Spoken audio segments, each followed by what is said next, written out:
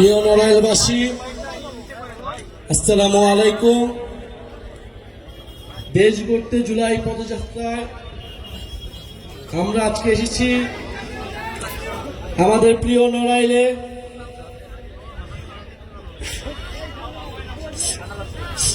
সেই চিত্রা নদীর পারে, সেই এসএম সুলতানের নড়াইলে আমরা এসেছি। আপনারা যারা মুরব্বীরা এখানে আছেন, আলেম সমাজ আছেন, নারীরা আছেন, আমাদের পূর্ববর্তী বক্তাদের কথা আপনারা শুনলেন। জাতীয় নাগরিক পার্টি এনসিপি গণ অভ্যুত্থানের মাধ্যমে রাজপথ থেকে গড়ে ওঠা তরুণদের নেতৃত্বে একটি দল। আপনারা সবই দেখেছেন, সবই জানেন। 2024 সাল, গত বছর যে জুলাই আগস্ট অভ্যুত্থানের মাধ্যমে এদেশের ছাত্র তরুণ জনতা রাজপথে নেমে এসেছিল নিজের জীবন দিয়ে।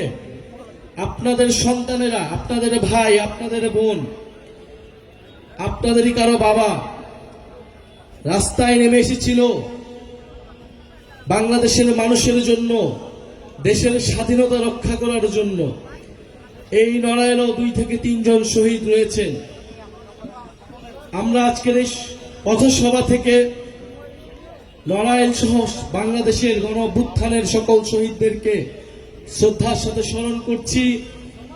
শহীদ পরিবারদের প্রতি শ্রদ্ধা জানাচ্ছি, আহত যোদ্ধাদের প্রতি স্মরণ করছি। আমরা যে আজকে কথা বলতে পারছি স্বাধীনভাবে, মুক্তভাবে পারছি এই সকল শহীদদের আত্মত্যাগ, আহত যোদ্ধাদের আত্মত্যাগের ফলে।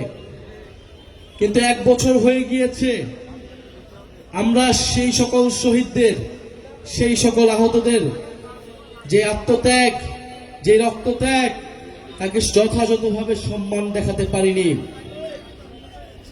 এই গণ অভ্যুত্থানের পরে আমাদের স্বপ্ন ছিল যে যারা এই গণ অভ্যুত্থানে অংশগ্রহণ করেছে, দল মত নির্বিশেষে আমরা এই দেশটাকে নতুনভাবে গড়ে তুলব। এদেশের ছাত্র সমাজ কর্মসংস্থানের দাবিতে রাস্তায় নেমেছিল। তারা পড়াশোনা করে চাকরি পায় না, সেই চাকরির ন্যায্য দাবিতে তারা আন্দোলন গড়ে তুলেছিল।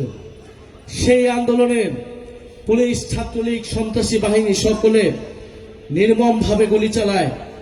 আমাদের হাজারের উপরে ভাই শহীদ হন। আমরা সেই সকল শহীদদের রক্তের উপরে দাঁড়িয়ে আজকে কথা বলছি। আপনারা যারা আজকে এখানে এসেছেন, শুনছেন, আমাদের সার্জিস আলম বলেছেন যে একটা নতুন দল করা আমাদের লক্ষ্য ছিল না। আমাদের লক্ষ্য ছিল এই দেশটাকে পুনর্গঠন করা, এই দেশটাকে ভালো মতো তৈরি করা। বিদ্যমান যে রাজনৈতিক দলগুলো ছিল, যদি তাদের নেতৃত্বে দেশ পুনর্গঠন হওয়া সম্ভব হইতো, তাহলে হয়তো আমাদের দল করার প্রয়োজনই হইতো না। কিন্তু আমরা আস্থা রাখতে পারি নাই। আমরা গণ অভ্যুত্থানের পরে 7 মাস 8 মাস দেখেছি দেশের রাজনৈতিক যে দলগুলো রয়েছিল তারা কিভাবে ক্ষমতার জন্য, আসন ভাগ বাটোয়ারার জন্য ব্যস্ত হয়ে গিয়েছিল। একটা গণ অভ্যুত্থানকে তারা গণ অভ্যুত্থান হিসেবেই স্বীকার করতে চায় না। তারা মনে করে শুধু ক্ষমতার পরিবর্তনের জন্যই এই গণ অভ্যুত্থান হয়েছিল।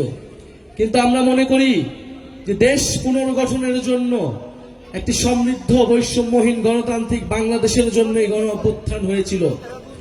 আপনার সন্তান, আমাদের ভাইরা রাজপথে নেমে এসেছিল সেই নতুন দেশ গড়ার জন্যে। 1 বছরে যখন আমরা পাইনি সেই আমাদের আকাঙ্ক্ষিত বাংলাদেশ, সেই আমাদের প্রত্যাশিত বাংলাদেশ, ফলে আমরা রাস্তায় নেমেছি। আবার আমরা আপনাদের কাছে যাচ্ছি, আপনাদের এলাকায় যাচ্ছি, আপনাদের দরজায় যাচ্ছি। আমরা বলছি, আমরা সেই তরুণরা যারা গণ অভ্যুত্থান করেছিলাম, আমরা সেই তরুণেরা যারা ফ্যাসিবাদের বিরুদ্ধে নিজের বুক চিতিয়ে লড়াই করেছিলাম, আমরা সেই তরুণেরা যারা আবার এসেছি আপনার কাছে, আবার এসেছি নতুন দেশ গড়ার আহ্বান নিয়ে। আমরা সেই তরুণেরা যারা কখনো আপোষ করিনি, যারা কখনো লোভ করিনি। আমরা সর্বদা দেশের মানুষের জন্য, আপনার অধিকারের জন্য আমরা কাজ করেছি, আমরা সামনেও কাজ করে যেতে চাই। আমরা চাই আপনারা আমাদের উপরে গণ অভ্যুত্থানের সময় যে আস্থা রেখেছিলেন, আপনারা আমাদের উপর আবার আস্থা রাখুন। গত 54 বছরের বাংলাদেশ আমরা দেখেছি, গত 16 বছরের ফ্যাসিস্ট সময়ের বাংলাদেশ আমরা দেখেছি। আপনারা সকল রাজনৈতিক দলকে আপনাদের দেখা হয়েছে। এই নতুন তরুণ নেতৃত্ব, বিকল্প নেতৃত্ব তৈরি হয়েছে, যারা আপনার কথা বলতে চায়, বাংলাদেশকে বিশ্বের বুকে শক্তিশালী রাষ্ট্র হিসেবে গড়ে তুলতে চায়। এখন আপনাদের সামনে সুযোগ এসেছে নতুন একটি শক্তির উত্থান ঘটাতে। আমরা চাই আমরা মিলে ঐক্যবদ্ধভাবে এই দেশটাকে গড়ে তুলব। গত 16 বছরের যেই ফ্যাসিজম, যেই স্বৈরাচার, আমরা চাই আগামীর বাংলাদেশে নতুন করে কোনো স্বৈরাচার যাতে না হতে পারে। আগামীর বাংলাদেশে আপনার আমার কথা বলার অধিকার থাকবে, আপনার আবার ভাত কাপড়ের অধিকার থাকবে। বাংলাদেশে কোনো দুর্নীতি থাকবে না, বাংলাদেশে কোনো বৈষম্য থাকবে না। মেধা ও যোগ্যতার ভিত্তিতে সবাই চাকরি পাবে, এরকম একটা প্রত্যাশা নিয়ে আমরা জাতীয় নাগরিক পার্টি কাজ করে যাচ্ছি। আমরা নড়াইলে এসেছি। আমরা জানি নড়াইল অনেক ঐতিহ্যবাহী, অনেক দৃষ্টিনন্দন একটি এলাকা। নড়াইলের চিত্রা নদীর কথা আমরা শুনেছি। নড়াইলের কৃতি সন্তান এস.এম. সুলতানের চিত্রকর্মের কথা পুরো বাংলাদেশ নয়, পুরো পৃথিবীতেই বিখ্যাত। বীরশ্রেষ্ঠ নূর মোহাম্মদের এলাকা এই নড়াইল। এই নড়াইল শিল্প, সৌন্দর্য এবং বিদ্রোহ সবকিছুর মিশেলি আছে এই নড়াইলে। কিন্তু আমরা তারপরেও দেখতে পাই নড়াইলে নানা অব্যবস্থাপনা, নড়াইলের রাস্তাঘাট থেকে শুরু করে নড়াইলে চাঁদাবাজ, সন্ত্রাস, নানা ধরনের সমস্যায় জর্জরিত নড়াইলের এলাকার বাসিন্দারা।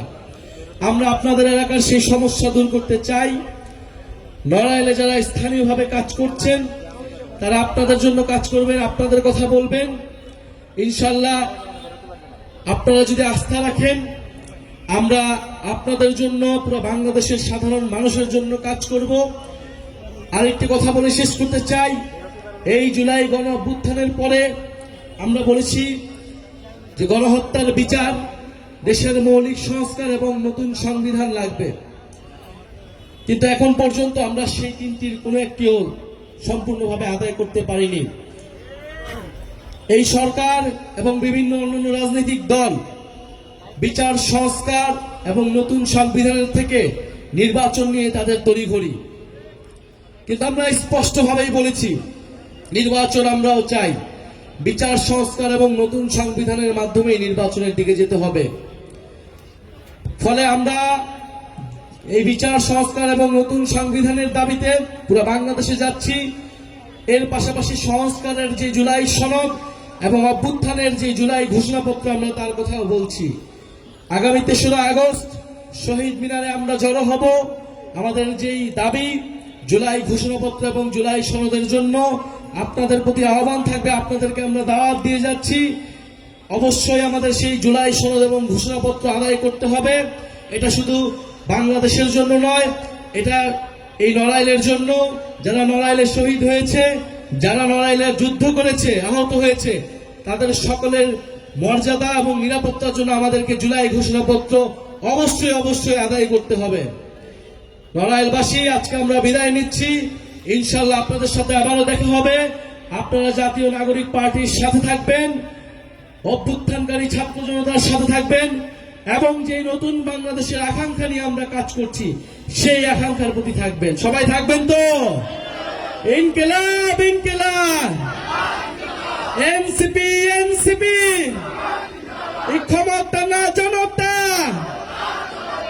আপোষ না সংগ্রাম, দালালি না রাজপথ, ইনকিলাব।